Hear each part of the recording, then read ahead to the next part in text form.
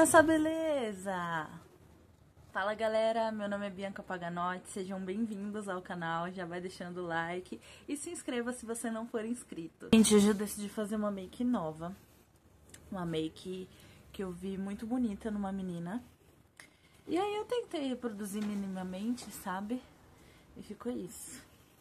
Eu vim aqui conversar com vocês sobre a minha trajetória na espiritualidade. De trazer esse assunto aqui pra gente conversar hoje, porque é um assunto que eu tenho vivido intensamente na minha vida. Às vezes eu até fico me questionando se eu não tô exagerando, porque a todo momento eu tô querendo estar conectada com a espiritualidade. Me pego escutando mensagens, eu me pego procurando saber um pouco mais sobre a história. Ontem mesmo eu tava procurando a história da Bíblia completa, também tava querendo saber um pouco mais sobre a história do Apocalipse, né? Como bate aquela leve preguiça ali de ler, mas um dia eu ainda vou ler. Eu acabei procurando no YouTube pra escutar, enfim, sabe?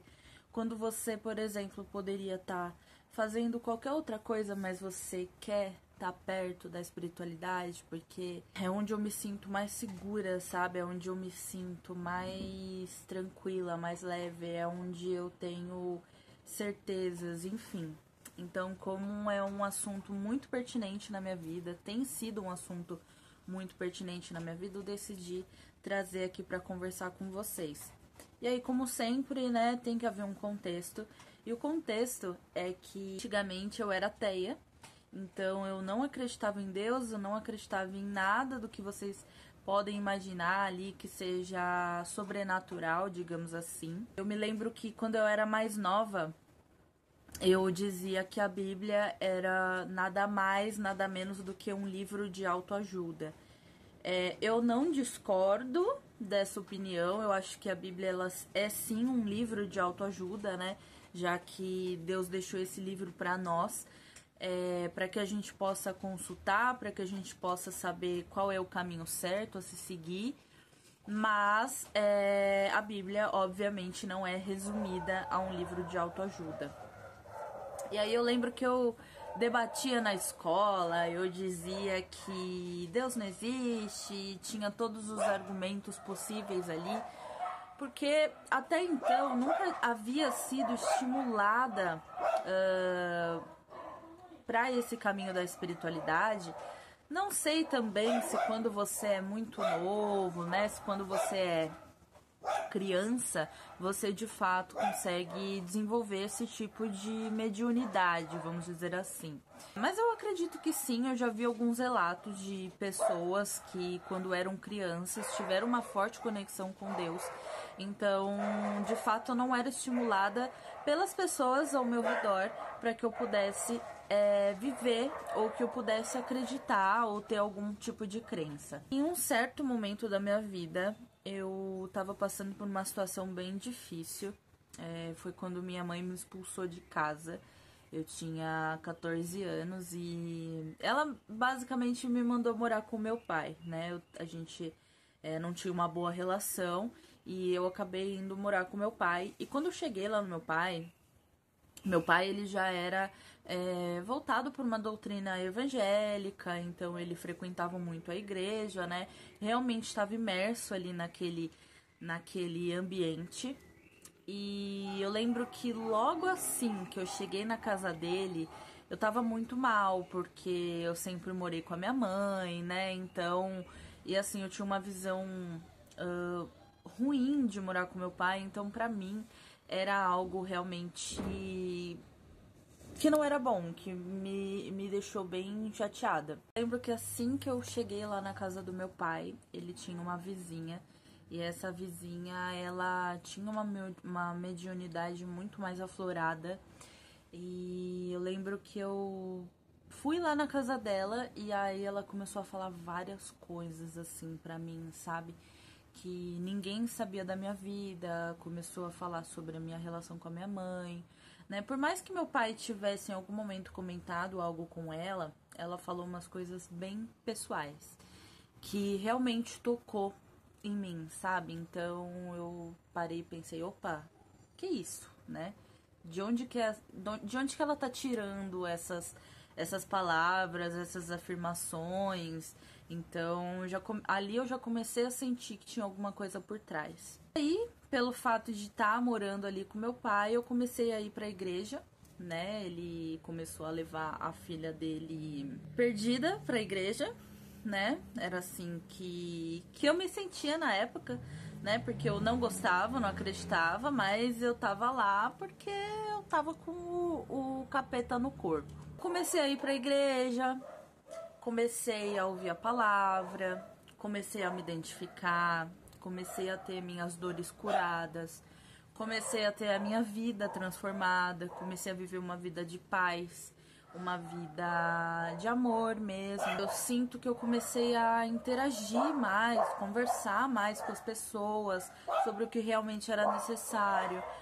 Fiz muitos amigos. Bem quando eu comecei a estudar o ensino médio, e eu tinha amigos que também frequentavam a igreja, então eu acabei me vendo assim numa esfera totalmente diferente da vida que eu vivia. E assim eu fui conhecendo esse amor de Deus. Fui começando a sentir que tinha alguma coisa ali que era além daquilo que eu podia enxergar. Depois de um tempo eu também entrei pro coral da igreja, né? Você tá um pouco mais inserido também naquela coisa. Por exemplo, você vai só nos domingos, aí depois você começa a ir terça e quinta, porque também tem ensaio. Então, quando eu me vi, eu já estava inserida ali naquilo. E aí, logo depois já veio o meu batismo, então me batizei nas águas. Meu pai e minha madrasta estavam ali comigo, né? Eles que me levavam para a igreja. E a minha mãe também estava no dia do meu batismo. E foi um dia, assim, bem marcante para mim, bem marcante mesmo. Muito emocionante, muito forte. Realmente essa questão de você morrer e você nascer de novo. E o que eu consigo entender com isso? Esse Deus que eu conheci, que transformou a minha vida, não tem como eu voltar atrás e dizer que eu não conheço ele. Não tem mais. Eu estaria mentindo pra mim. Então, eu sinto que o batismo, ele meio que foi essa coisa assim... Bianca antes de conhecer Deus e conhecer a palavra, e Bianca depois de conhecer a palavra. Acho que tem muito dessa questão assim de que quando você conhece a palavra, você é muito mais responsável pelos seus atos, né? Então você começa a pensar o que Deus faria, o que Deus gostaria que eu fizesse, será que Deus se sentiria magoado se eu fizesse tal coisa, né? E isso acaba pesando muito. Depois que eu saí da casa do meu pai, eu fui morar com os meus avós, fui morar com a minha tia. Eu já frequentei algumas entidades, não sei se é assim que eu posso dizer, mas eu já frequentei a igreja católica quando eu era pequena, já frequentei o espiritismo. Eu lembro que a minha avó me levava para tomar passe. E já frequentei também a Umbanda. Eu sempre tive uma mente bem aberta, assim, para tudo aquilo que a vida pudesse me oferecer. Fui morar com a minha avó, fui morar com a minha tia. Eu lembro que quando eu fui morar na casa da minha tia, eu frequentava uma igreja que ficava ali próximo da casa dela. Mas eu não fui com tanta frequência também, porque precisava pegar Uber para chegar lá, era de noite, não era muito fácil de você frequentar, né? Então acabei ficando um tempinho afastada. Isso voltou à tona na minha vida, foi quando eu fui morar com um ex-namorado meu. Em um certo momento a gente começou a passar por muitas brigas, sabe? Muitos desentendimentos. Que hoje eu vejo que era tudo espiritual, mas no momento que você tá vivendo, às vezes você não tem o conhecimento, você acaba levando para um outro lado. Mas eu lembro que na época eu comecei a procurar aquele livro sobre casamento blindado. Eu não estava vivendo um bom relacionamento, eu comecei a pensar o que eu posso fazer isso baseado no que Deus acredita para nossa vida matrimonial. Comecei a ler o Casamento Blindado. E o Casamento Blindado fala muito sobre lutas espirituais, dá várias dicas realmente de matrimônio, de como você pode manter o seu casamento em harmonia. E eu lembro que falava muito sobre visão espiritual, né, pra gente enxergar as coisas de uma outra forma. Às vezes seu parceiro, ele tá tendo ali certos tipos de comportamento, mas não é necessariamente ele que tá tendo esse tipo de comportamento. É uma coisa espiritual que vem ali como um teste pra você, vem ali como um teste de evolução pra outra pessoa. O livro Casamento Blindado, ele me deu essa visão espiritual sobre o relacionamento, e ele tinha como foco principal você orar realmente, você entregar nas mãos de Deus, você pedir para que Deus, né, realmente faça ali uma mudança. E eu lembro que também na época eu conheci uma amiga que estava passando pela mesma coisa, que também estava lendo Casamento Blindado e que também estava vivenciando as mesmas coisas. Realmente voltei ali a praticar de fato a espiritualidade na minha vida, esse contato com Deus. Teve um certo dia, né, eu tava muito atribulada em relação a essa questão do meu relacionamento. Eu lembro que um dia eu fui pro banheiro, ajoelhei e orei, né, pedi pra Deus, pra Ele me ajudar, e pedi pra Ele que Ele me desse um abraço, que eu queria muito ser abraçada. Eu lembro que eu tava morando longe dos meus pais, então eu não tinha aquele acolhimento, sabe, da família. O que eu tinha ali era o meu ex-namorado, né, meu ex-noivo, e eu não tinha mais ninguém. A família dele também morava longe, então eu meio que tava sozinha. Eu lembro que na época eu também ia pra igreja, comecei a ir pra uma igreja que ficava ali próximo. Assim, nessa luta, sabe? Ia pra igreja sozinha e orava, enfim. E naquele dia eu ajoelhei no banheiro e pedi pra que Deus me abraçasse, né? Pra que Ele me mostrasse que eu não tava sozinha. Um dia depois, eu tive uma briga com esse meu ex-namorado. Ele falou uma coisa muito pesada pra mim, e aí me magoou de vez. Quando eu realmente perdi as esperanças ali na relação. Ele não era de fazer isso, né? E aí ele me viu ali naquela situação e falou assim: vem cá, me dá um abraço. E, gente, foi a primeira vez que eu senti Deus num abraço. Desde então, obviamente, eu venho sempre pedindo a Deus abraços nas orações, porque, gente, pode existir o abraço que for, mas o abraço de Deus, ele não tem comparação. E quando ele me abraçou, eu entendi que aquela briga que a gente estava tendo ali não era ele, que era completamente espiritual e que eu precisava receber aquele abraço. A relação depois não deu certo, mas eu continuei firme na palavra de Deus. Logo após tudo isso, eu fui morar sozinha. Lembro que no meu primeiro ano morando sozinha, eu acabei frequentando a Umbanda. Fui através de um amigo, ele frequentava um centro, né, um terreiro. E ele me fez um convite, eu fui, gostei, achei uma coisa assim bem intensa. Apesar de não ter entendido muito, mas eu acabei interagindo ali. Eu incorporei uma pombagira, não sei como se fala certinho, mas eu lembro que eu fiquei rodando ali no meio da gira, né? Não entendi, também não fui atrás para entender muito. Realmente acabei me entregando ali ao momento. Depois eu fui uma segunda vez e também interagi, né? Já era uma gira diferente, se eu não me engano, parece que tem uma que é de esquerda e outra de direita, e cada gira incorpora um tipo de entidade diferente. Então, nas duas oportunidades, eu acabei realmente participando, de fato, ali do processo. Depois de um tempo, né, só pra gente fechar essa caixinha aqui da Umbanda, eu fui essas duas vezes e parei de ir.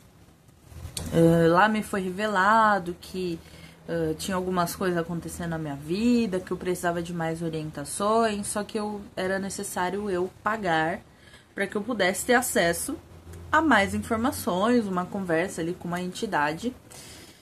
Na época o valor era caro, eu acabei não pagando e também acabei não indo mais, porque esse meu amigo que me levou também não foi mais.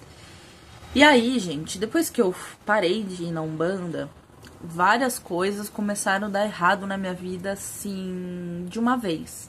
Então eu lembro que eu tava em casa, não tinha dinheiro. Eu comprei um fogão, mas eu não tinha como cozinhar porque eu não tinha gás, eu não tinha dinheiro para comprar gás. Eu lembro que o meu chuveiro, ele tinha tudo assim, no mesmo dia, sabe? Na mesma semana. Meu chuveiro parou de funcionar, aí também não tinha dinheiro para trocar.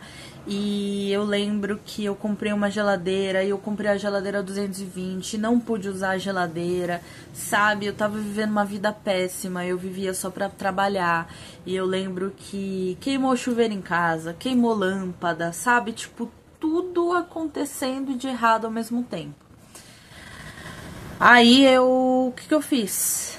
Eu peguei, acendi um incenso em casa e saí passando assim na casa inteira e repreendendo, sabe? E tirando tudo que tinha de ruim na minha vida. E eu lembro de ter pedido pra Deus me tirar daquela situação, sabe? De realmente quebrar o meu vaso e me fazer um vaso novo. Mudar totalmente a minha vida. Enfim, minha experiência com banda foi essa. Não quero dizer que é o meu veredito final, porque eu não conheço a religião, não tenho propriedade para falar, mas eu tô contando a minha experiência, tá? O tempo que eu fiquei lá dentro do lugar, pra mim, foi bom, mas depois eu senti que, eu não sei, talvez eu fiquei com o corpo aberto e acabei atraindo coisas ruins pra minha vida, mas eu não tive uma boa experiência. Não me privo a ter uma nova experiência em um lugar que realmente seja voltado para um bom trabalho, para caridade, né? Pelo que eu vejo, as pessoas dizendo, a Umbanda ela é uma religião voltada para isso, e eu me identifico com isso, eu me identifico com a cura, com o contato, com a espiritualidade, com a caridade. Então eu não me vejo fechada para isso, mas eu também não iria em qualquer lugar, eu iria num lugar realmente que fosse ali de confiança. Depois de um tempo, eu comecei a ver tiragens de tarô no YouTube, e eram tiragens que me ajudavam bastante, né, em questão de evolução e autoconhecimento. O que eu quero dizer com isso, né? Vou dar um exemplo. Eu tô num relacionamento tóxico, mas eu não conseguia enxergar que eu tava naquela relação. E aí, ao assistir um vídeo de tarô, eu consegui abrir os meus olhos para aquilo. Eu consegui entender, de fato, que as coisas poderiam ser diferentes. E o tarô, ele traz muita solução em relação a isso, sabe? Em relação a traumas passados, em relação de fato, a tua relação com a família, com as pessoas, o que você pode fazer de diferente, e principalmente desenvolver a sua intuição. E aí, depois de ver muitos vídeos de tarô, eu decidi comprar o meu primeiro tarô. Nunca tive uma iniciação em bruxaria, nem nada do tipo. Quando eu peguei o meu primeiro tarô, pra mim era ali assim, eu tirava cartas, né, na sorte, e depois lia ali o que estava escrito no livro e tomava como uma mensagem pra mim, né? E então, até um certo tempo foi assim, eu fui tirando ali de como se fosse uma brincadeira, né? Às vezes a gente recebe aí uma mensagem, não na brincadeira, mas não entendendo a profundidade da coisa. Um certo dia, eu fiz uma tiragem de tarô para um companheiro meu. E eu lembro que durante essa tiragem, eu senti e vi algumas coisas. Primeiro eu vi como se tivesse uma sombra escura, assim, no canto do meu quarto. Depois eu senti puxarem a minha orelha. E por último eu vi como se fosse uma entidade, assim, na janela da minha casa. Depois que eu vi a entidade, eu comecei a ficar bem assustada e procurei entender um pouco mais sobre o tarô, né? E quando você tá tirando ali uma mensagem e se conectando com a espiritualidade, você tá se conectando com entidades que você não sabe de onde elas vêm e nem se elas são entidades de luz ou não. Sobre o puxão de orelha, o meu companheiro disse que a avó dele era uma pessoa muito presente na vida dele. Ela tinha esse costume de puxar a orelha deles. E então já foi uma coisa ali que me deixou meio assim, sabe? E ver essa entidade também foi uma coisa que me deixou meio assustada porque eu não tinha um conhecimento. Eu lembro que eu procurei entender um pouco melhor e descobri que a gente precisa saber com que tipo de entidade que a gente está conversando, que tipo de entidade que está trazendo a mensagem ali, que está nos ajudando. E aí eu mudei a minha forma de tirar o tarô, começou a ser uma coisa muito mais séria, né? Eu comecei a realmente preparar ali a mesa para receber a mensagem. Comecei a me conectar somente com aqueles espíritos de luz, aqueles que estão aqui para ajudar. E desde então eu nunca mais vivi nada assim do tipo. Sobre experiências sobrenaturais, eu tive esse tipo de experiência. Eu lembro que uma vez eu tava na casa desse meu ex, que eu falei sobre a relação, que não tava muito boa. E eu lembro de estar deitada, assim, do lado dele e sentir ele puxando o meu cabelo. Só que ele não tinha puxado o meu cabelo. E no mesmo momento, né? Eu lembro de sentir puxar meu cabelo, aí eu falei: ei, tá puxando meu cabelo? Ele: não tô puxando seu cabelo. Aí eu lembro que aconteceu isso, eu levantei pra ir pra cozinha. E aí eu tava assim na cozinha, mexendo no fogão. E comecei a falar com esse meu ex-namorado. Porque eu jurava que ele tava atrás de mim. Eu vi alguém chegando assim e ficando parado atrás de mim. E aí eu comecei a conversar e não escutei ninguém falar. E quando eu virei pra trás não tinha ninguém. Na hora que eu fui no quarto ele ainda tava deitado. Enfim, galera, essas foram as únicas experiências que eu tive. Eu nunca cheguei a ver de fato alguém, um espírito, alguma coisa assim na minha frente. Hoje, não sei como seria a minha reação. Eu sempre disse que se eu visse alguma coisa assim, eu ficaria muito assustada, eu iria infartar. Mas, hoje eu já não sei mais, né? Por quê? Conforme o tempo foi passando, eu fui tirando tarôs e mais tarôs, eu comecei a sentir algumas coisas. Se eu tirava o tarô puxando as cartas, hoje as cartas elas pulam pra mim. Eu sinto minha cabeça mexer, isso é uma coisa que eu não sei explicar, eu já procurei pra saber, mas eu sinto como se tivesse alguém me puxando assim, ó, pro lado, sabe? E isso é muito louco de pensar. Às vezes, quando eu tô tirando cartas também, eu pergunto assim: será que eu pego essa? Aí eu escuto sim, ou eu escuto não. Aos poucos, isso foi crescendo de forma natural na minha vida. Não que eu ficasse pedindo manifestações e coisas assim do tipo. Só foi acontecendo. Há pouco tempo atrás, eu ganhei o Tarô dos Anjos. Eu já trouxe um pouco do Tarô dos Anjos aqui pro YouTube. E pretendo continuar trazendo pra vocês. Começou a agir assim, de uma forma mais profunda ainda na minha vida. O Tarô dos Anjos, ele aborda assuntos totalmente voltados assim à realidade, a coisas que a gente precisa mudar, vícios que a gente precisa largar, a forma como a gente cuida do nosso planeta, que tudo que a gente conhece, gente, é vivo, tem energia, sabe? As plantas têm energia, a água tem energia, e a forma como a gente lida com isso, sabe? Depois que eu comecei a ler o Tarô dos Anjos, eu não consigo mais ver uma flor e arrancar ela porque ela é bonita, sabe? Eu não consigo mais, me trouxe assim um despertar de consciência muito grande. E ao mesmo tempo é um pouco sacrificante, porque a gente tem hábitos, né? E a gente sabe diferenciar os hábitos bons dos ruins, né? Por exemplo, eu fumo e a gente sabe que não é bom, por quê? Porque não faz bem pro nosso corpo, não faz bem pro nosso pulmão. O nosso pulmão não foi feito para ser enchido de fumaça, né? Então, e cada vez mais eu sinto a espiritualidade me incomodando para isso, sabe? Que nem o lixo, por exemplo, né?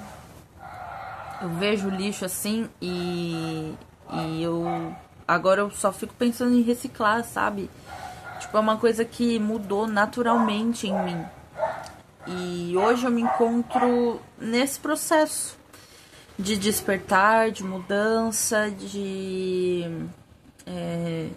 reconhecer o que é bom, de ter confiança, de ter esperança, de saber que a gente não tá sozinho realmente, de saber que a gente tá rodeado de anjos que nos protegem a todo momento, que a gente tem um canal direto com Deus, que a gente pode conversar com Ele a todo momento. E hoje eu me sinto assim, sabe? E quando eu falei lá no começo do vídeo, que às vezes eu até fico pensando se eu não tô demais, né? É porque realmente a companhia de Deus, a companhia dos anjos, a paz que eu sinto quando eu tô lendo ali o tarô dos anjos, ou quando eu tô orando, é tão grande, eu me sinto tão bem, que eu quero me sentir mais vezes assim, sabe? E se o significado de se sentir bem, tranquilo, em paz, é estar sempre conversando com Deus e procurando entender um pouco mais sobre esses processos, se isso for significado de felicidade pra mim, tô errada, tipo, claro, a gente sabe, né, cada um tem seu significado de felicidade, né? Por exemplo, tem pessoas que se sentem felizes morando na cidade grande e tem pessoas que se sentem felizes morando no interior e tá tudo bem, né? Mas hoje eu me encontro nesse momento e é muito louco ver como de uma ateia convicta eu passei por uma pessoa assim que vive e respira espiritualidade e que busca cada dia ser uma pessoa melhor. Acho que falei de tudo. Eu queria realmente trazer esse contexto, minhas experiências, trazer para vocês essa minha visão de mundo, né?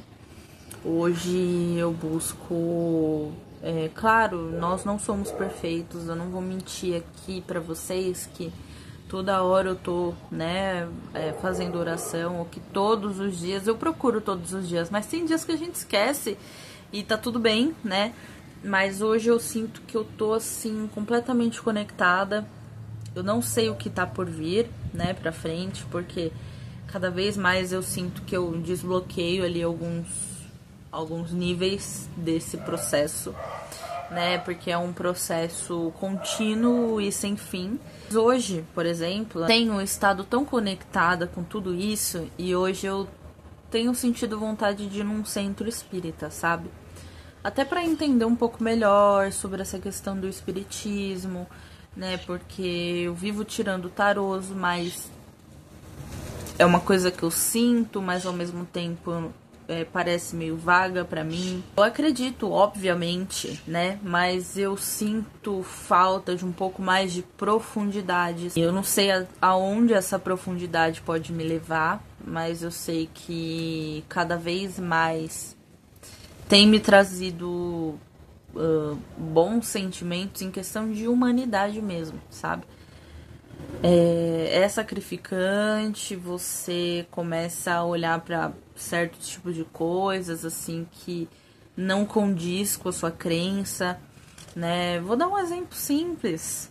Comida mesmo. Comida é um ponto, assim, que é espiritual, né? Porque, por exemplo, a gente tem consciência daquilo que faz bem ou não pro nosso corpo, né? E quando a gente escolhe colocar coisas tóxicas no nosso corpo, a gente tá destruindo aquela única coisa que segura a nossa alma aqui, né? Porque porque o nosso corpo é a nossa ponte, é nosso intermediador entre a alma, a espiritualidade e aqui a Terra, né? Então, até o que a gente come também é algo espiritual e é algo que eu tenho lutado todos os dias, né? Toda vez que eu fico com preguiça, por exemplo, de fazer exercício, também já é algo espiritual, porque eu tô negligenciando uma necessidade ali do meu corpo e é isso, gente. A gente precisa cuidar do nosso corpo em todos os âmbitos, né? Seja exercitar, em questão do que a gente ingere nele, em questão sexual também. Eu tô nesse processo, sabe? E ele não é fácil, ele exige uma renúncia diária, uma escolha diária, exige alguns sacrifícios, mas é isso, assim, sabe? Eu sou muito grata mesmo, muito grata de verdade. Você não se sentir sozinho é algo assim surreal. E hoje a minha vontade é cada vez mais explorar isso. Espero que você tenha gostado, talvez se identificado, talvez se inspirado, ou talvez tenha até tido algum tipo de orientação, não sei. Mas se você assistiu o vídeo aqui até o final, um beijo pra você. E até o próximo. Tchau, tchau.